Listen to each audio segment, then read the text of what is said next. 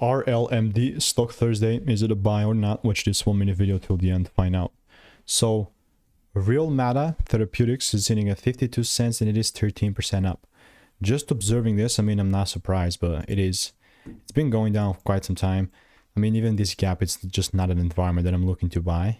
I mean, for context, I've done 33,000 videos over the last 4 years and spent thousands of dollars on course cement strips and have documented everything. But even like with that in mind, I don't know if my drawings are on the chart. Yeah, this is how my chart look like. It might be going up. It does not change the fact that if I see this double break happening here, and I just love how it's actually trading, honestly, like it's so clean. But if I see that double break, there's nothing stopping me from taking this thing lower. So yeah, that's how RLMD looks like. In the meantime, I'm just waiting. But if you want to make more money trading in a simple and neat way, click the first link in the description. It's a free newsletter. I mean, yeah, and I will continue to keep you updated.